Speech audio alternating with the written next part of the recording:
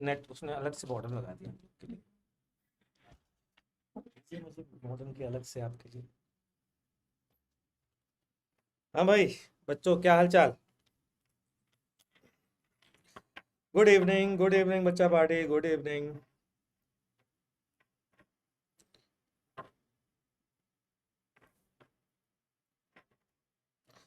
अबे लेट कहाँ है यार, 6:03 पे आ गए, तुम्हारी ऐसी तैसी करें। कहाँ लेट है यार।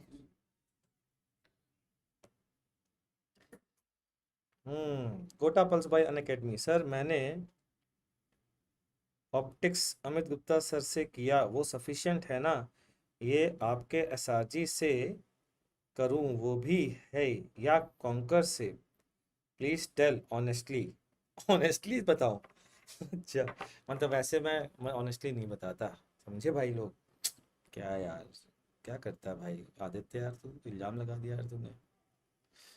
मैं चल बता देता हूँ बेटा, कॉन्कर से भी कर सकते हो आप, ठीक है ना? कोई दिक्कत नहीं, कॉन्कर वाला जो मेरा बैग है, कुछ और खुल गया है, ये इसको मैं हटाता हूँ। हाँ, वापस आ गए हम लोग यहाँ पर, और ये होमवर्क आपको दिया गया था। तो देखते हैं ज़रा। A semi-infinite insulating rod has linear charge density lambda. The electric field at the point P shown in the figure is। भाई मेरे हिसाब से अगर मैं यहाँ पर फील्ड की बात करता हूँ बच्चों, तो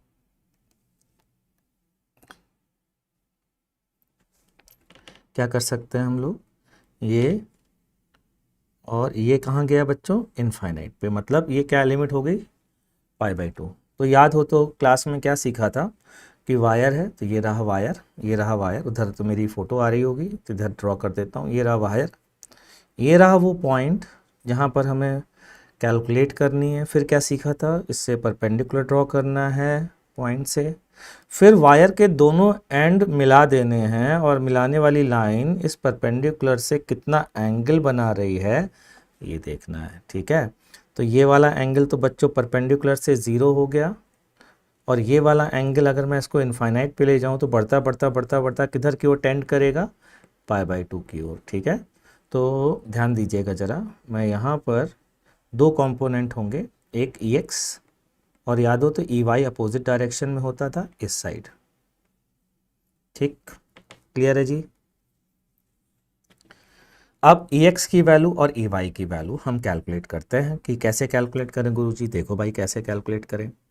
EX बराबर था k lambda by R integral cos theta D theta, और लिमिट अभी भी सीखी है, 0 से लेकर के कहाँ तक, π/2 तक।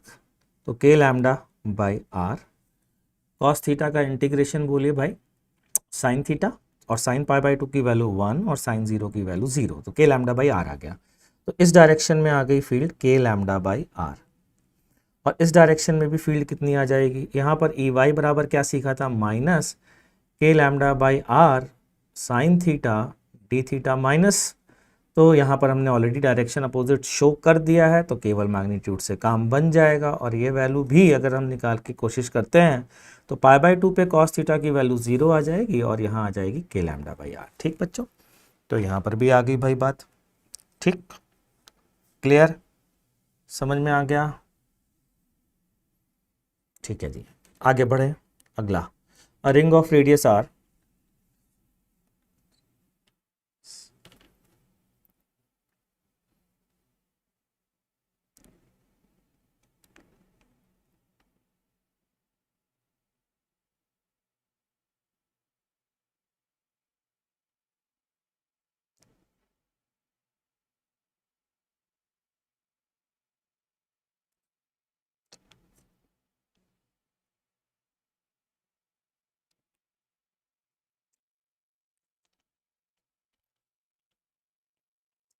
हाँ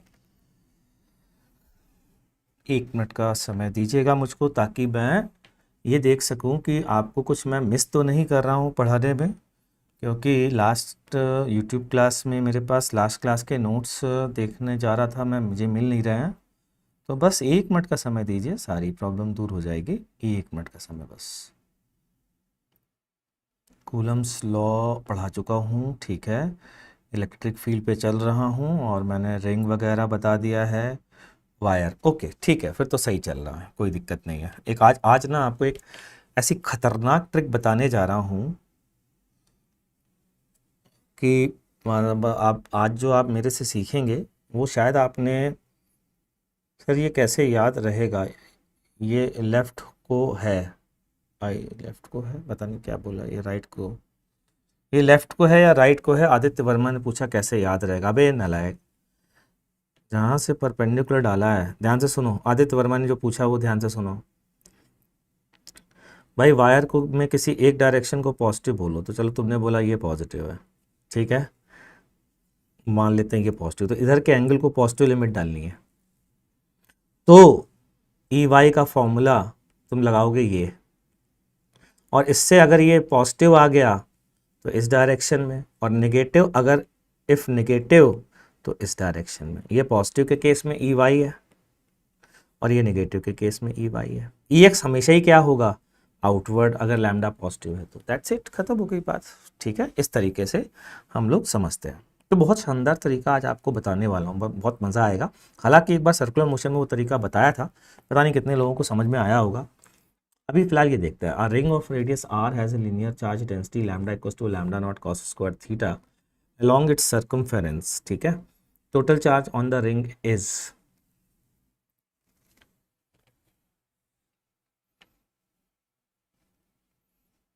बोलो भाई, टोटल चार्ज रिंग पे निकालना है, कैसे निकालें। मेरा मानना ये, टोटल चार्ज निकालने के लिए बहुत मेहनत करने की आवश्यकता नहीं है, क्योंकि ये थीटा और ये माइनस थीटा दोनों पर लैम्डा की वैल्यू सेम होगी। कॉस लैम्डा नॉट है और कॉस स्क्वायर थीटा है। ध्यान से सुनना, यहाँ पर भी अगर मैं बोलूँ 180 माइनस थीटा तो भी सेम आएगा, क्योंकि कॉस स्क्वायर थीटा है, इस थीटा पर भी और इस थीटा पर भी सेम आएगा, ठीक है भाई। समझ में आ गई बात। इसका मतलब जो है, हम अगर 0 से π/2 तक चार्ज निकाल लें और उसका 4 टाइम्स कर दें तो हो जाएगा काम। तो lambda not cos square theta into D L, 0 से π/2 का 4 टाइम्स इज द चार्ज, ठीक। तो 4 लैम्डा नॉट, अब डी एल को आर डी थीटा लिख दीजिए और इंटीग्रेट कर दीजिए। इंटीग्रेशन से आंसर कितना आता है, सी, ठीक है।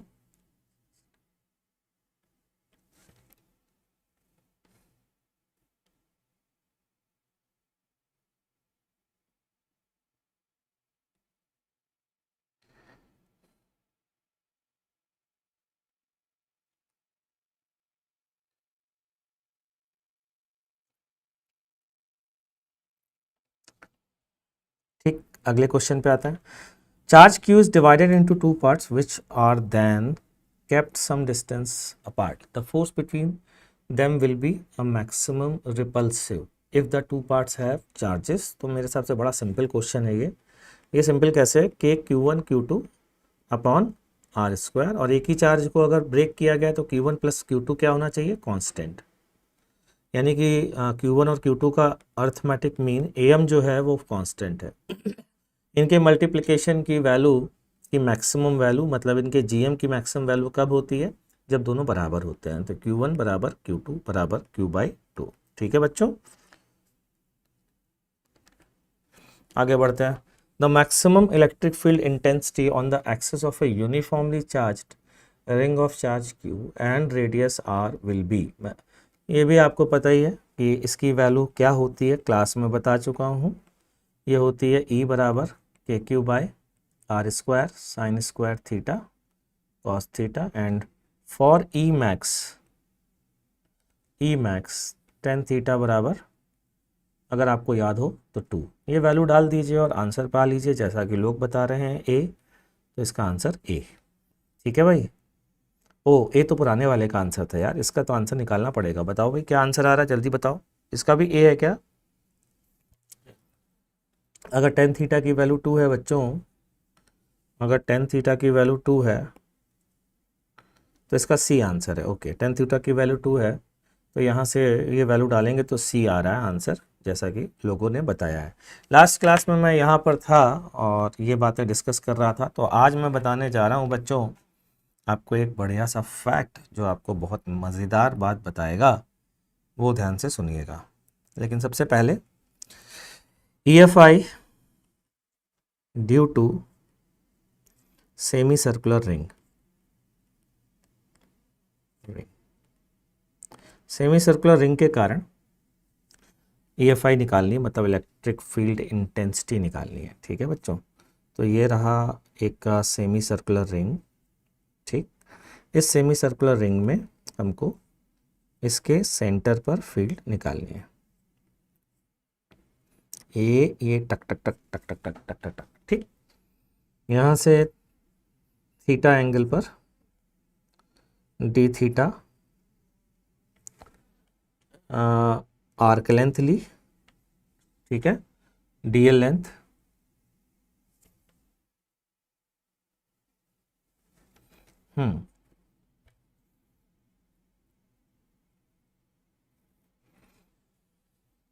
एक मिनट बच्चों रुकिएगा जरा।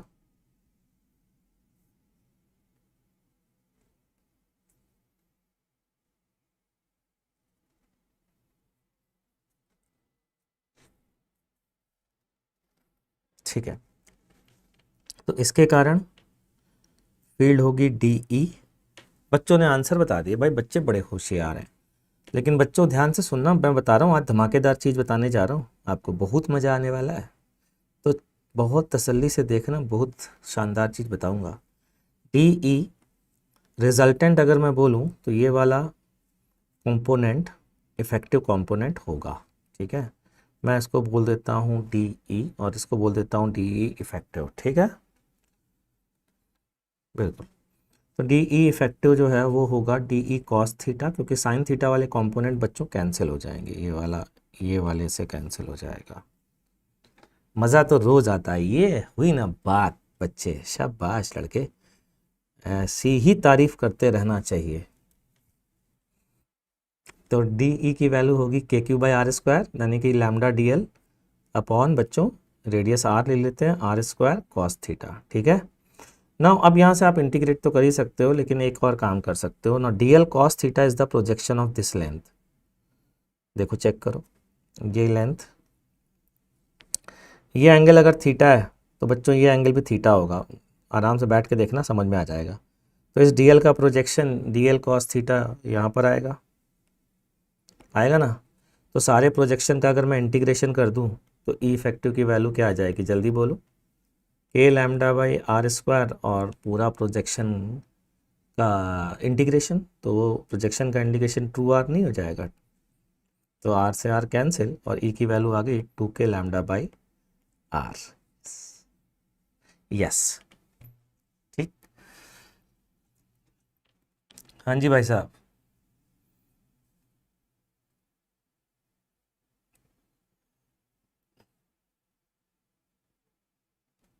बताइए साहब।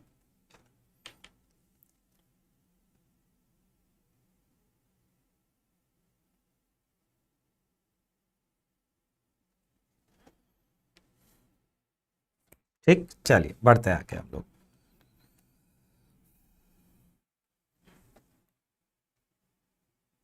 एक मिनट बच्चों रुकिएगा जरा।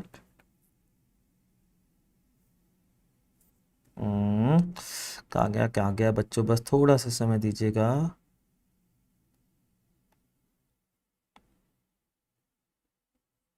कुछ फंसा हूँ मैं किसी चीज़ पे।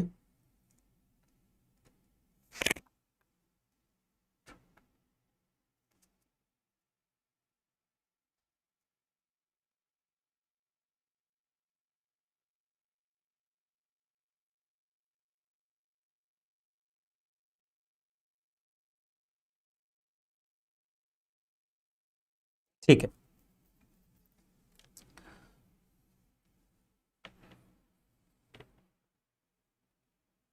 सर वो बड़े मेथड की ज़रूरत नहीं है, बड़े मेथड से मतलब उससे भी हो ही जाएगा, ऑब्वियसली वो मेथड आपको आता ही है।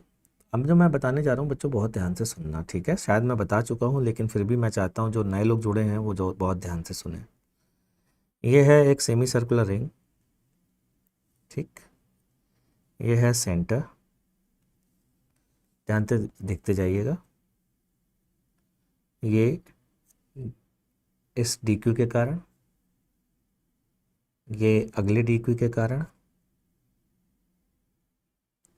फील्ड, ये अगले डी क्यू के कारण, ये अगले डी क्यू के कारण। इस तरीके से क्या मैं कह सकता हूँ, जितने भी डी क्यू हैं उनके कारण ये फील्ड यहाँ पर इस तरीके से सारी फील्ड डिस्पर्स हो रही होगी, यहाँ से लेकर के यहाँ तक हो रही होगी। इनका रिजल्टेंट निकालना है। क्या मैं कह सकता हूँ हर एक के कारण फील्ड का जो मैग्नीट्यूड है बच्चों वो K D Q upon R square ही होगा, जहाँ पर आर जो है वो कांस्टेंट, डी क्यू जो है हर एलिमेंट का सेम है क्योंकि मैंने इक्वल पार्ट्स में डिवाइड किया है इसको। ठीक है ना भाई, तो अगर इसको इक्वल पार्ट्स में डिवाइड किया है तो हमें टेंशन की कोई बात ही नहीं है। तो यहाँ से अब मुझे इसका वेक्टर एडिशन करना है। पहला वेक्टर डी ई स्मॉल, बहुत छोटा सा है मैंने लेकिन जान के बड़ा बनाया है बच्चों ताकि मैं अपनी बात को समझा सकूं। अगला डी ई, अगला डी, पहला डी ये है, अगला डी इससे डी थीटा एंगल पर जस्ट नीचे होगा, फिर अगला उसके नीचे। तो मैं ऐसे ऐड करता जाऊँ, हालांकि मैंने ये फाइनाइट ड्रॉ किए हैं, और लास्ट वाला जो इस एलिमेंट की वजह से होगा वो इधर होगा बच्चों। तो ऐसे ऐड करते करते करते करते करते करते करते करते इनफाइनाइट एलिमेंट्स लेते लेते में लास्ट वाला इधर आएगा। क्या मैं कह सकता हूँ अगर ये बहुत स्मॉल है तो ये कॉन्टिन्यूस सेमी सर्कुलर आर्क बनेगी जिसकी लेंथ मॉड डी ई का समेशन होगी, और मॉड डी ई का समेशन मतलब इस मॉड का समेशन, दैट मीन्स ये लेंथ के क्यू बाई आर स्क्वायर होगी। अच्छा, इसका resultant polygon rule of vector addition से बच्चों ये होगा, तो इसका रिजल्टेंट भी ये होगा, दैट मीन्स इलेक्ट्रिक फील्ड का रिजल्टेंट इस साइड आएगा। उस रिजल्टेंट की वैल्यू क्या होगी अभी निकाल देते हैं। अगर मैं किसी सर्कल में आपको पेरीमीटर का आधा बता दूं तो डायमीटर की वैल्यू क्या होगी, मैंने कहा ये पाई आर होता है तब ये 2r होता है, तो क्या मैं कह सकता हूँ इस वैल्यू का 2/पाई टाइम्स, और ये वाली वैल्यू क्या है के क्यू बाई आर स्क्वायर, तो इसका कितने टाइम्स, बोलिए भाई 2/पाई टाइम्स। ये है आंसर, आप चेक कर लीजिएगा ये वही आंसर आ रहा है जो पिछला आंसर है। तो एक और मेथड आपके सामने इससे भी, और ये मेथड मैं आगे चल करके बहुत सारी जगहों पर यूज़ करूँगा और मैं चाहूँगा कि आप भी यूज़ करें। बहुत मज़ेदार है कि मतलब अपने सिलेबस में ये काफ़ी बार पूछा जाता है इस तरीके का मेथड, या यूँ कह कि इसकी ज़रूरत बहुत पड़ती है। ठीक है ना बच्चों, चलिए आगे बढ़ते हैं। और एक और इंटरेस्टिंग चीज़ बताने जा रहा हूँ आपको, वो भी बड़ी शानदार सी चीज़ है, उसका प्रूफ देखिएगा। ये समझ में आया बच्चों, मैं आगे बढ़ूँ? ठीक है, ये पानी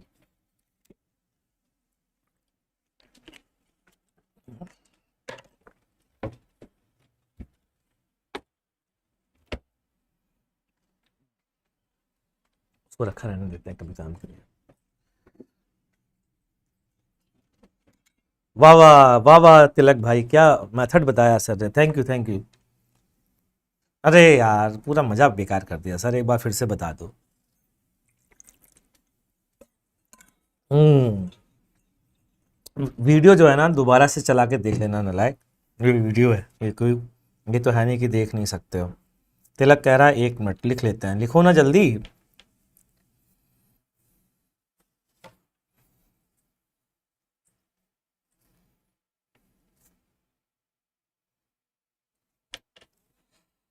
हम्म,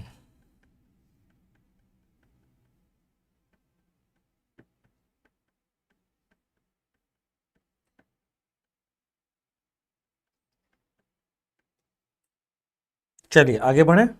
देखिए जरा ध्यान से, एक और इंटरेस्टिंग फैक्ट बताने जा रहा हूं, वो है ये,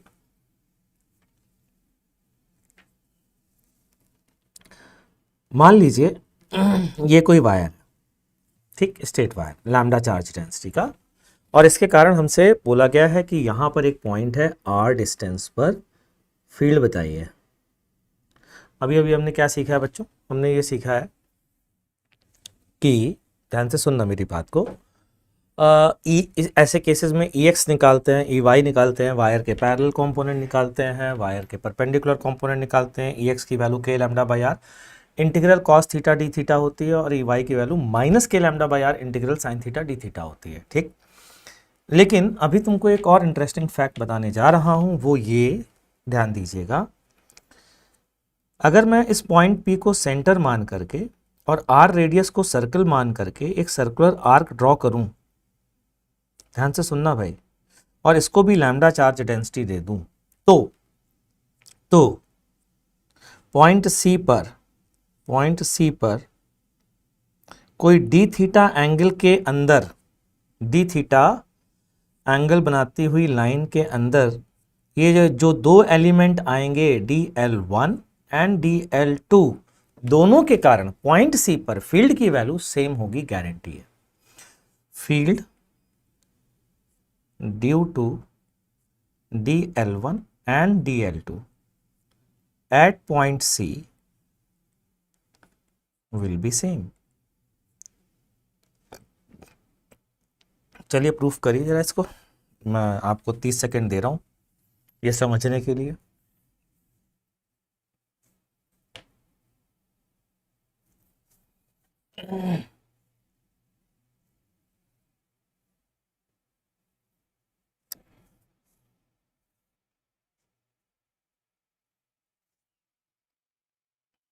देखना भाई, मान लेते हैं ये एंगल थीटा है, ये वाला एंगल थीटा है, और ये एंगल जो है ना ये डी थीटा है। अब DL2 के कारण मुझे फील्ड निकालनी है, तो मैं क्या बोलूंगा, E2 DE2 बराबर कितना आया, K लैम्डा DL2 अपॉन इस लेंथ को, येलो वाली लेंथ को स्मॉल r बोल देता हूं, ये वाली लेंथ को, ठीक है, तो स्मॉल r स्क्वायर हो गया भाई। ठीक, इसको इसी पेन से लिखता हूं, ये फील्ड आ गई। इसको थोड़ा सिंप्लीफाई करते हैं बच्चों, K लैम्डा, अच्छा R स्क्वायर को कैपिटल R के टर्म्स में क्या लिख सकते हैं हम लोग, जरा ये देखते हैं। तो मेरे हिसाब से कैपिटल R और स्मॉल r में रिलेशन है, capital R by small r बराबर कॉस थीटा, है ना भाई। तो यहाँ पर स्मॉल r की वैल्यू रखेंगे R square upon cos square theta, तो आ जाएगी कॉस स्क्वायर थीटा DL2। ठीक, अब जरा ध्यान दो, DL2 की वैल्यू मैं DL1 के टर्म में डालना चाहता हूँ। मैं चाहता हूँ कि किसी तरीके से DL1 के या डी थीटा के टर्म में आ जाए। डी थीटा के टर्म में चलो सोचते हैं, DL2 को डी थीटा के टर्म्स में कैसे डिनोट करें, कोई बता सकता है क्या? DL2 को डी थीटा के टर्म्स में कैसे डिनोट करें, मैं बताता हूँ। तो भैया ऐसा करो कि आप DL2 का ये लेंथ ले लो, ये कितनी लेंथ आएगी, अगर ये थीटा है तो ये वाला एंगल 90 माइनस थीटा होगा। देख लो भाई, अगर किसी ट्राइंगल में बच्चों ये थीटा है तो ये वाला एंगल 90 माइनस थीटा नहीं होगा। ठीक, तो ये वाली लेंथ कितनी आएगी जिस लेंथ की हम बात कर रहे हैं, DL2 cos थीटा होगी कि नहीं होगी, DL2 cos थीटा, ये बनेगी आर्क लेंथ इस थीटा डी थीटा के लिए, this is arc length. Check करो, ये आर्क लेंथ तो परपेंडिकुलर ही होती है ना बच्चों, तो DL2 cos थीटा होगी आर्क लेंथ, और ये radius r divided by arc upon radius, यही एंगल होता है। क्यों भाई,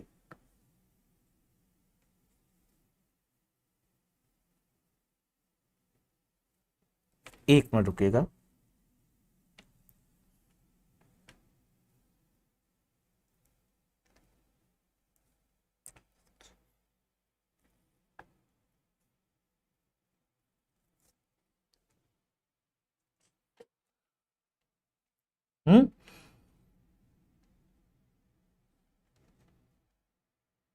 सही है। अच्छा, अब मैंने लिखा यहां पर DL2 cos theta divided by r बराबर डी थीटा। चलिए आगे रखिए। यार ये बताओ, DL2 cos थीटा तो लिख दिया, जरा अभी स्मॉल r की वैल्यू अभी भी निकालिए कैपिटल R के टर्म में, जरा ये भी डाल देते हैं। तो यहाँ से क्या आएगा जरा देखते हैं, ये आता है, ध्यान देना, DL2 cos theta upon r by cos theta square बराबर डी थीटा। चेक करो, DL2 cos theta cos square theta by एक r, ये किसके बराबर है, डी थीटा के, तो किसके बराबर आ गया, K lambda by r D theta. है ना। इसको लिखता हूं K lambda by R square R D theta. ये आर डी थीटा क्या है? क्या मैं कह सकता हूं आर डी थीटा ही डी एल वन है?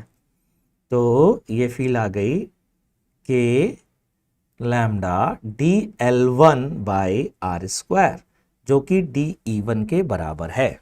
देख लीजिए, समझ लीजिए, डाउट आए तो पूछिए।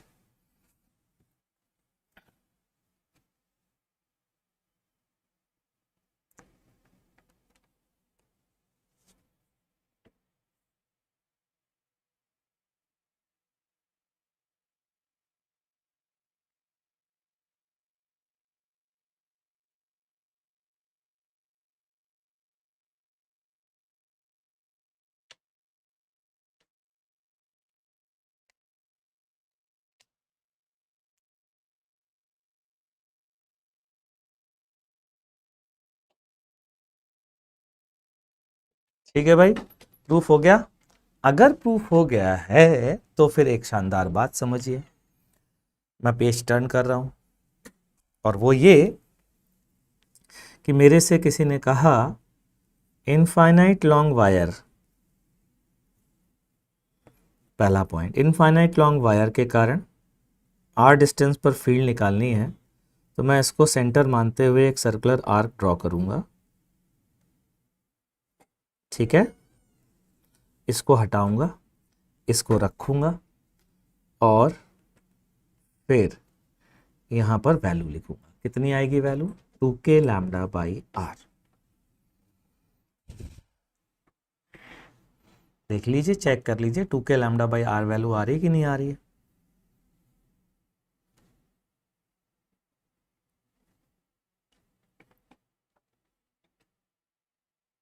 ठीक, और दोनों से सेम ही आ रही है, बात पता है। लेकिन एक और शानदार बात, इससे एक और कंक्लूजन हम बहुत अच्छा बता सकते हैं। पता है क्या? वो जरा ध्यान से सुनना।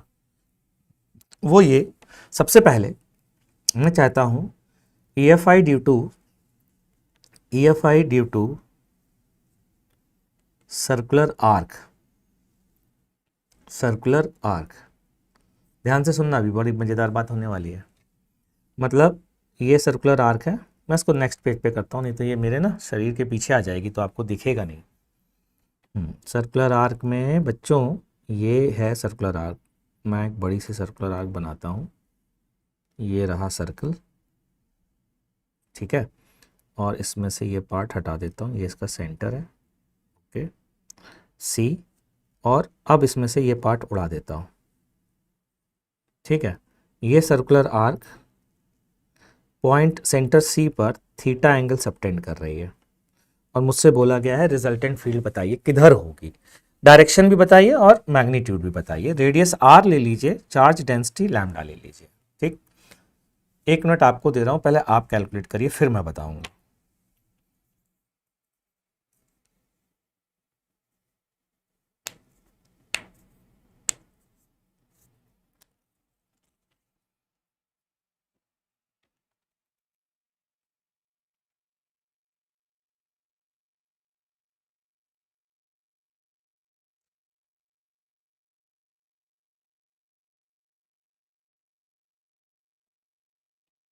ठीक है जी, मैं बताऊं, मैं याद दिलाता हूं आपको, थोड़ी देर पहले ही बताया मैंने।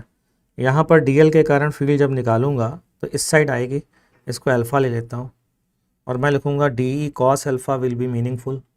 ठीक है, तो डी बराबर डी कॉस अल्फ़ा। इफेक्टिव की अगर बात करूँ तो मैं लिखूँगा K lambda D L upon R square, फिर कॉस अल्फ़ा लिखूँगा। डी एल कॉस अल्फ़ा इस प्रोजेक्शन के लेंथ के बराबर होगा, तो फिर से इंटीग्रेशन करूँगा तो बोलिए ई की वैल्यू कितनी आएगी? तो मैं लिखूँगा K lambda by R square. और इस प्रोजेक्शन की लेंथ कैसे निकालें भाई? ये बता सकता है? अरे भाई, यही लेंथ तो होगी यार, तो ये लेंथ कितनी हो जाएगी? 2r साइन थीटा बाई 2, तो 2r साइन थीटा बाई 2। ठीक, ये r से r कैंसिल, तो e की वैल्यू बच्चों यहां से आती है 2k lambda by r sign theta by 2। ध्यान से सुनना, अभी बताने जा रहा हूं। आज के बाद मैं फटाफट फील्ड बता सकता हूं। रिजल्टेंट डाउनवर्ड आएगा, ये तो बात सही है। इसको मैं दूसरे पेज पे दिखाने जा रहा हूं, ध्यान दीजिएगा। ये कंक्लूजन बड़ा शानदार कंक्लूजन होने वाला है कि आज के बाद कोई भी वायर है, उस वायर के कारण मेरे से फील्ड पूछेगी। मान लीजिए ये वायर है और एक बंदे ने कहा एक काम करिए, यहाँ फील्ड बताइए, इस पॉइंट पर फील्ड बताइए। तो मुझे क्या करना है, इससे परपेंडिकुलर ड्रॉ करना है, फिर इसको सेंटर लेना है, फिर दोनों एंड पॉइंट मिलाने हैं, फिर इसको रेडियस लेना है और इस रेडियस की एक सर्कुलर आर्क ड्रॉ कर देनी है ना। ठीक, अच्छा चलो अब देखो, अभी भी क्या सीखा है, सर्कुलर आर्क में जो फील्ड होती है रिजल्टेंट फील्ड, वो सर्कुलर आर्क के एंगुलर बाइसेक्टर के अलॉन्ग होती है। थीटा बना रहा था तो बीचों बीच आ रहा था कि नहीं आ रहा था। तो आज के बाद एक कंक्लूजन, किसी भी स्ट्रेट वायर के कारण फील्ड किसी भी पॉइंट पर निकालनी हो तो वो स्ट्रेट वायर जितना एंगल सबटेंड करते हैं उसके एंगुलर बाइसेक्टर के अलॉन्ग उसकी फील्ड होती है। क्या भाई ये बात समझ में आ गई? और सीधा आंसर आया। अगर ये एंगल आपको पता है थीटा, तो आपने आंसर बोला 2k lambda by R sine theta by 2। Clear है जी? समझ में आया बच्चों?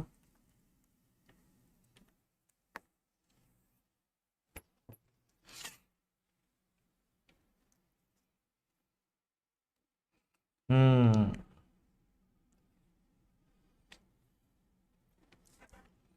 चलिए आगे बढ़े। ठीक है, अब एक और स्टैंडर्ड रिजल्ट है, वो बताता हूँ आपको, और वो है, कुछ स्टैंडर्ड रिजल्ट हैं ईएफआई के, ध्यान रखिएगा। इलेक्ट्रोस्टैटिक फील्ड या इलेक्ट्रिक फील्ड इंटेंसिटी की अगर बात करें, that is EFI due to uniformly charged thin spherical shell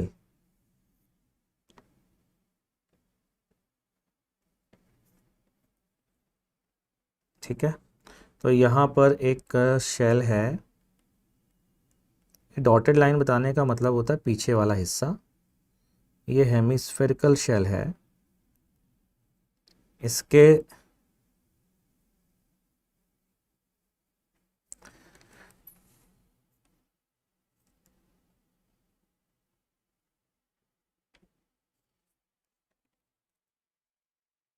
centre C पर फील्ड निकालिए। ठीक है, सिग्मा चार्ज डेंसिटी है और रेडियस है आर।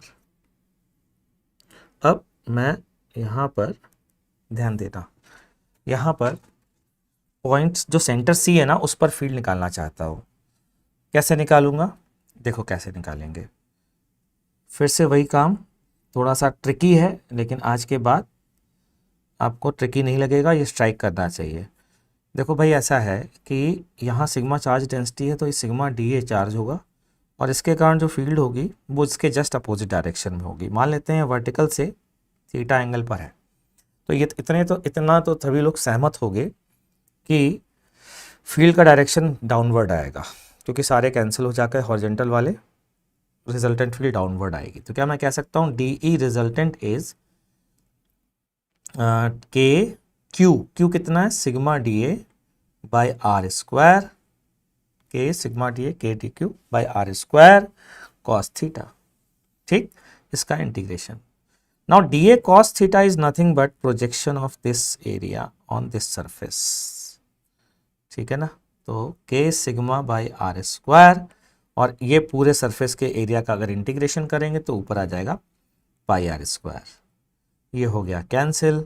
ठीक है, के की वैल्यू 1/4 पाई एप्सिलॉन नॉट, आप चाहें तो रख सकते हैं सिग्मा पाई, पाई से pi cancel, sigma upon 4 epsilon not. बड़ा स्टैंडर्ड रिजल्ट है, याद रहना चाहिए, काम में आएगा आपके, ध्यान रखिएगा। ठीक है, ये भी रट्टा मारना है आपको। ठीक, अगला पेज पर मैं पहुंच रहा हूं। अगला पेज है EFI ड्यू टू एक सर्कुलर डिस्क की एक्सिस पे इलेक्ट्रोस्टैटिक फील्ड की क्या वैल्यू होगी। इसमें यूज़ होने वाला जो इंटीग्रेशन है ना, वो बहुत ध्यान से देखना है, लेकिन मैं चाहता हूं आप इसमें 2 मिनट कम से कम दें, ताकि जब मैं समझाऊं ना तो आपको समझ में आ जाए बच्चों।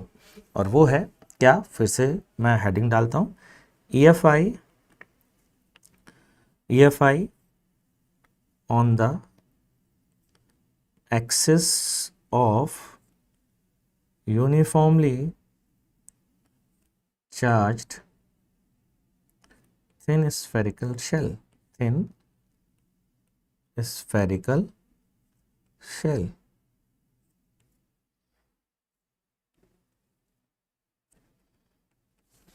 ओहो, ये तो हो चुका है। मैं कहाँ क्या लिख रहा हूँ यार, आज जो है मेरा दिमाग जो है ना कहीं और है, और वो कहीं और है। सैटरडे नाइट है भैया, फैमिली के साथ जाना है, हाँ इसलिए ही कह रहा हूँ मैं तो। EFI on the axis of uniformly charged disc.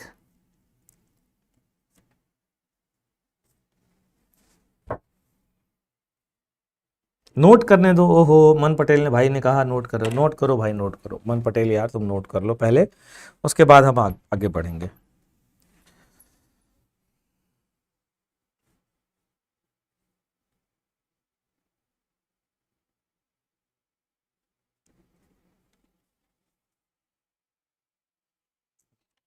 मन नोट कर लिया?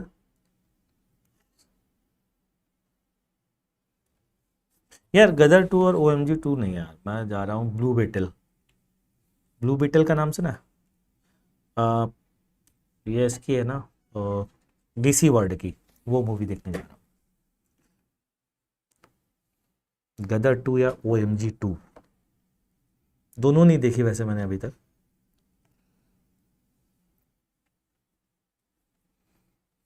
हाँ भाई, तिल बन हो गया। अब ये करो क्वेश्चन फटाफट जल्दी से, मैं डायग्राम बना देता हूँ किसके टर्म में तुम्हें आंसर निकालना है बच्चों। ये है डिस्क सिग्मा चार्ज डेंसिटी की, ये है रेडियस R, और ये डिस्क एक्सिस पे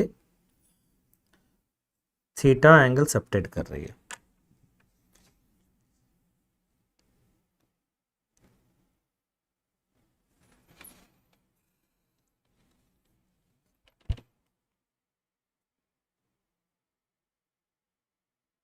अरे सर तो जेनजी निकले, लेट्स गो।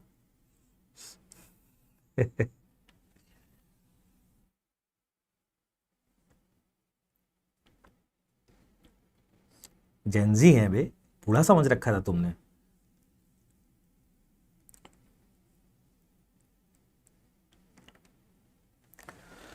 हाँ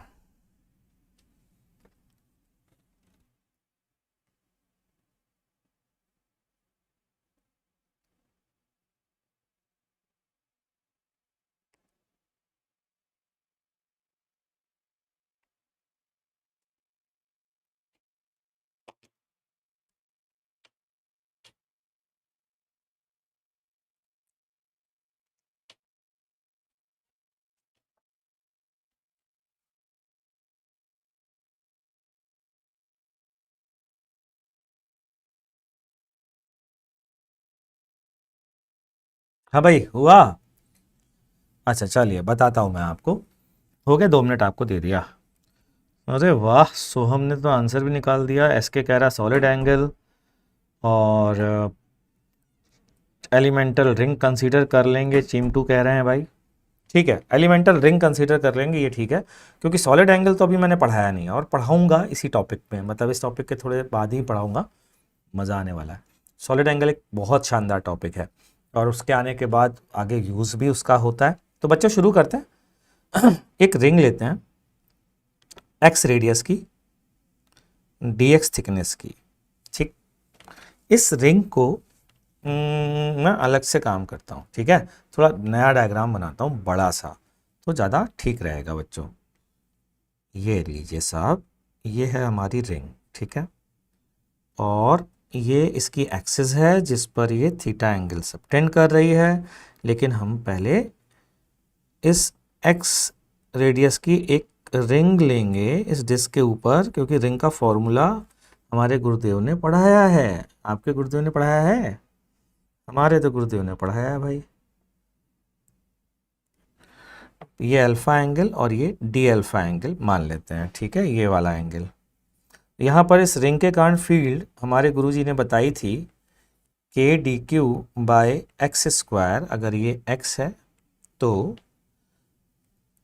k dq/x² sine square alpha cos alpha, ये हमारे गुरुजी ने बताई थी। ठीक, अब हमें इंटीग्रेशन करना है, तो एक और बात बताई थी, सारी चीज़ों को ट्रिग्नोमेट्रिक वेरिएबल में कन्वर्ट करने से थोड़ा इजी हो जाता है, तो कर लेते हैं इजी। डी क्यू बराबर सिग्मा, भाई लोग सिग्मा इंटू एरिया, एरिया कितना 2πx dx, ठीक है, ये एरिया हो गया उस रिंग का, क्योंकि उसकी लेंथ हो गई 2πx और उसकी मोटाई हो गई dx। अच्छा जी, ये वैल्यू यहाँ पर पुट कर देते हैं, देखते क्या आता है। ये आता है k डी क्यू की value sigma 2πx dx sine square alpha cos alpha divided by x square. तो यहाँ से एक x से x उड़ गया। अब हमारा ऑब्जेक्टिव बचा x को अल्फा के टर्म्स में और dx को डी अल्फा के टर्म्स में कन्वर्ट करना। ठीक बच्चों, तो चलिए मान लेते हैं ये जो डिस्टेंस आपको दी गई है ना, ये डिस्टेंस, ये वाली जो लेंथ है ये l ले लेते हैं। ठीक, मान लेते हैं ये l है। तो क्या मैं कह सकता हूं कि x बाई एल, जो भी x बाई एल की वैल्यू आ रही है उसकी अगर हम बात करें तो 10 अल्फा के बराबर होगी। x बराबर l 10 अल्फा, तो dx बराबर l sec square alpha D alpha, क्योंकि l तो कांस्टेंट है ना। तो ये वैल्यू पुट करता हूं, जरा देखते हैं। तो ये आता है 2 सिग्मा k, ठीक, sine square alpha cos alpha. अब dx की वैल्यू डालने जा रहा हूं। dx की वैल्यू कितनी है l sec square alpha D alpha divided by x l 10 alpha. देखो भाई क्या बचता है, जरा चेक करते हैं। हाँ, तो 10 alpha is sine alpha sec alpha बोल सकते हैं ना, sine alpha upon cos alpha. तो एक साइन अल्फा गया और ये कॉस स्क्वायर अल्फा हो गया जो सेक स्क्वायर अल्फा से उड़ गया। ठीक, l से l गया। डी ई की वैल्यू बड़ी मजेदार आ रही भाई, 2 सिग्मा, k की value 1/4 epsilon not integration of sine alpha D alpha. कहां से कहां तक बच्चों, 0 से थीटा, तो पाई से पाई और ये आया 2। ठीक, अब e की वैल्यू कितनी होगी, मैं नेक्स्ट पेज पे जा रहा हूं, जल्दी से इसको लिख लो, नहीं तो फिर मन पटेल कहेगा सर रुक जाइए लिखना है, लिख लीजिए फटाफट। सर सेंटर से पॉइंट की डिस्टेंस क्या है l,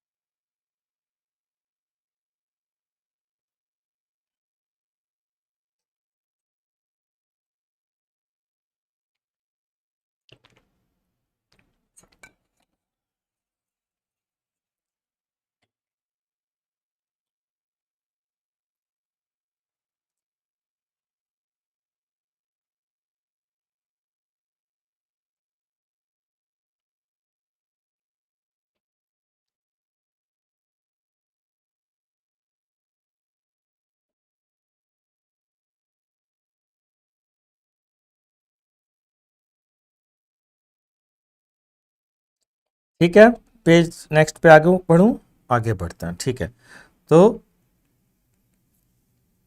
हाँ बेटा, प्रोजेक्शन वाला सिर्फ वायर के लिए एप्लीकेबल होगा, और इसके लिए ऐसे मत सोचो, डरो नहीं, चेक करके देखो। मैं तो कहता हूँ घर में बैठ के देखो प्रोजेक्शन से काम बन रहा है कि नहीं बन रहा। नहीं बन रहा तो समझो क्यों नहीं बन रहा है, तो उससे कॉन्फिडेंस आएगा, अच्छा यहाँ नहीं करना है। चलिए हम आगे बढ़ते हैं। तो हमारा बचा क्या था भाई, हिसाब किताब, सिग्मा अपॉन 2 एप्सिलॉन नॉट बचा था भाई लोग, सिग्मा अपॉन 2 एप्सिलॉन नॉट, और साइन अल्फा का इंटीग्रेशन कॉस अल्फा, और एक बार डालेंगे 0 और एक बार डालेंगे थीटा, तो ये आ जाएगा 1 माइनस कॉस थीटा। ठीक, ये आंसर है। यहां से कुछ कंक्लूडिंग रिमार्क्स अपन लिखने जा रहे हैं जो बहुत शानदार है। पहला, फर्स्ट, अगर मैं, ध्यान देना भाई लोग, बड़ी शानदार चीज बताने जा रहा हूं। अगर मैं कितनी भी डिस्क इन दो लाइन के बीच में ले लूं, सेम चार्ज डेंसिटी की, sigma sigma sigma sigma sigma, इन सारी डिस्क के कारण जो फील्ड होगी E1, E2, E3, E4, ये सब आपस में बराबर होंगे। ये सब डिस्क है, और ये जो लाइन है ना, ये वाली, ये बस कनेक्टिंग लाइन है, तो इसको डॉटेड लाइन से रिप्रेजेंट करते हैं।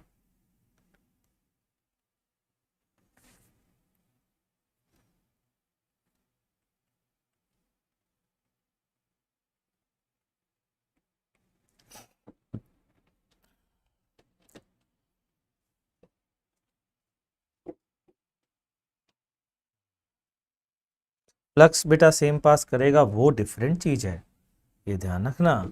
सबके कारण फील्ड सेम होगी, अभी तो फिलहाल ये बता रहा हूँ, फिर फ्लक्स से भी इसको रिलेट करूंगा लेकिन बाद में ना। अभी जो पहली बार पढ़ रहे हैं वो तो सिर्फ ये देखें कि फील्ड सेम होगी। ठीक, क्यों होगी? क्योंकि सबके लिए बच्चों सिग्मा सेम है, ये तो कांस्टेंट है, और सबके लिए थीटा सेम है, इसलिए दो लाइन के या एक कोन के बीच में जितनी डिस्क आ रही है ना, सबके कारण फील्ड सेम होगी। ठीक, अगला कंक्लूडिंग रिमार्क्स, ये सब कंक्लूडिंग रिमार्क्स है। Number 2, field due to infinite large plate. अगर प्लेट इनफाइनाइट लार्ज है बच्चों, यहां तक भी इनफाइनाइट गई है और नीचे भी इनफाइनाइट गई है और ऊपर भी इनफाइनाइट गई है और पीछे भी इनफाइनाइट गई है, हर तरफ इनफाइनाइट, इधर भी इनफाइनाइट, नीचे भी इनफाइनाइट, इधर भी इनफाइनाइट, आगे भी इनफाइनाइट। ठीक है, सारी फील्ड इनफाइनाइट डिस्टेंस पे। तो बताइए यहां पर फील्ड की वैल्यू क्या होगी किसी भी पॉइंट पी पर? तो मेरे हिसाब से मैं कह सकता हूं, ध्यान दीजिएगा, कि अगर मैं इसको इनफाइनाइट लार्ज डिस्क बनाऊंगा तो जैसे जैसे मैं डिस्क को बड़ा करता जाऊंगा बच्चों, यहीं पर ले लेता हूं, जैसे जैसे डिस्क को बड़ा करता जाऊंगा ये एंगल बढ़ता जाएगा और ये एंगल बढ़ते बढ़ते बढ़ते बढ़ते बोलो कहाँ पर पहुंचेगा, जल्दी बोलो। यही एंगल चाहिए था, π/2 की तरफ टेंड करेगा।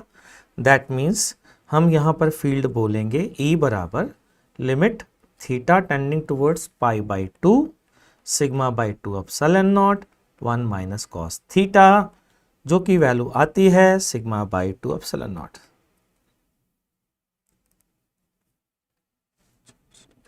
हाँ आदित्य वर्मा, चार्ज डिफरेंट होगा, यही तो इंटरेस्टिंग बात है, और डिफरेंट चार्जेस के कारण फील्ड लेकिन सेम आएगी।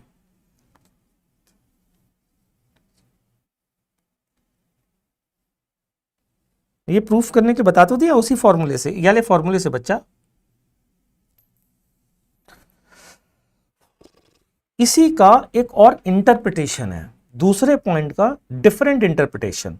ध्यान देना जरा, बहुत इंटरेस्टिंग चीज। मान लीजिए किसी ने कहा ये छोटा सा एलिमेंट है DA, छोटा सा एलिमेंट DA, और इस पे सिग्मा चार्ज डेंसिटी है।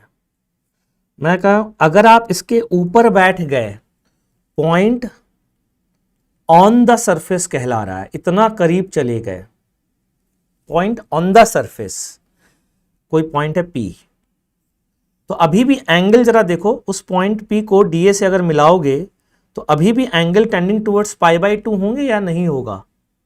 होगा ना भाई। That means EFI due to an element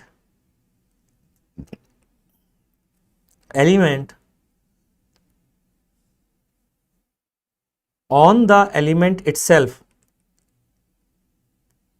या very near the surface of element, ऐसे लिख देता हूं, at a distance very close to it is given by σ/2 epsilon naught. यानी कि आज के बाद किसी ने कहा कि छोटा सा एलिमेंट है, इसी के ऊपर अगर मैं जाऊं तो इस छोटे से एलिमेंट में इधर और इधर फील्ड की वैल्यू σ/2 एप्सिलॉन नॉट होगी। ठीक है, SRG का फॉर्म भर देना बेटा, जो गूगल फॉर्म आता है एक SRG का, मेरे लेक्चर में आएगा, मैं बोल दूंगा, अगर नहीं आता है तो मैं बोल दूंगा, SRG का फॉर्म आएगा, वो फॉर्म फिल कर दीजिए, आपसे कांटेक्ट कर लिया जाएगा। ठीक है, और नहीं होता है तो मुझे यूट्यूब की क्लास के दौरान ही बता दीजिएगा।